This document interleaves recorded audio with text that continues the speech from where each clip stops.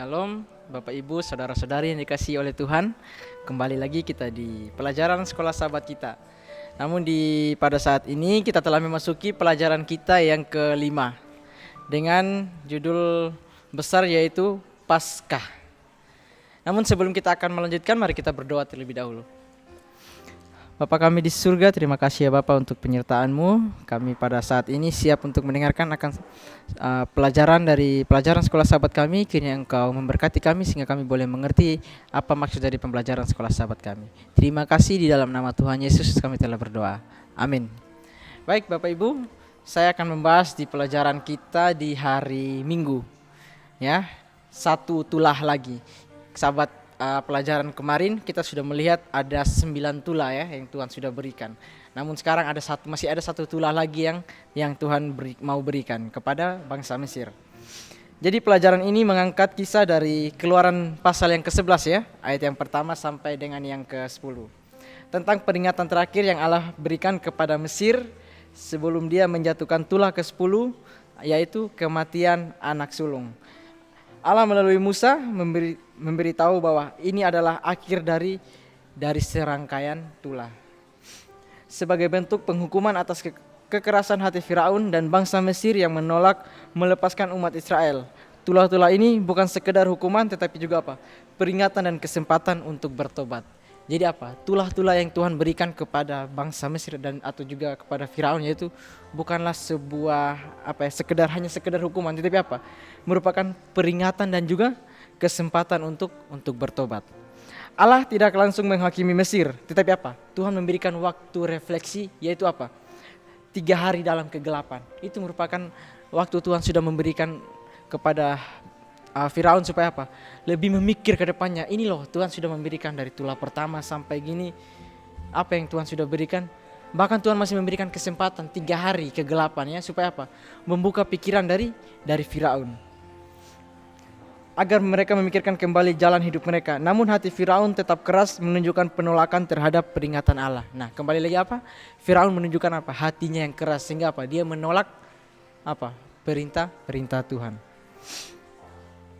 Tulah ke-10 ini menjadi puncak dari keadilan Allah, sekaligus simbol bahwa Allah adalah hakim yang adil. Ia membenci penindasan, diskriminasi, eksploitasi dan kesombongan. Dalam kasihnya ia membela mereka yang tertindas. Jadi inilah Yesus tidak menyukai tidak menyukai penindasan atau mungkin diskriminasi, eksploitasi, semuanya itu Tuhan tidak suka. Tetapi inilah yang dilakukan oleh Firaun. 10 tulah melambangkan pemulihan terhadap tatanan keadilan ilahi. Namun pelajaran ini juga menyampaikan bahwa manusia sering kesulitan menyeimbangkan antara kasih dan keadilan. Ada yang cenderung terlalu lunak dengan alasan kasih sehingga mengabaikan kebenaran. Ada pula yang bersikap terlalu keras dalam menegakkan keadilan hingga kehilangan belas kasihan. Tuhan menginginkan keseimbangan sebagaimana di dalam Mika 6 ayat yang ke-8, berlaku adil, cintailah kesetiaan dan hiduplah dengan rendah hati di hadapan Allahmu. Ya, jadi kembali lagi Tuhan mau memberitahukan kepada kita. Mari, jangan kita terlalu mengeraskan hati kita, jangan kita sombong akibat kita memiliki jabatan, kita memiliki kuasa yang besar, ya, sama seperti Firaun Dia menentang Tuhan, dia menolak. Kenapa? Dia menganggap dirinya Dia lebih hebat, dia begini, ya, dia punya memegang suatu kerajaan gini, ya. Itulah yang membuat dia semakin sombong terhadap Tuhan.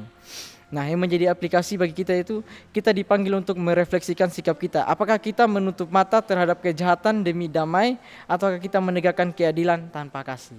Lalu, dalam menghadapi kesalahan orang lain, berusaha untuk menyatakan kebenaran dengan kasih, bukan dengan kemarahan.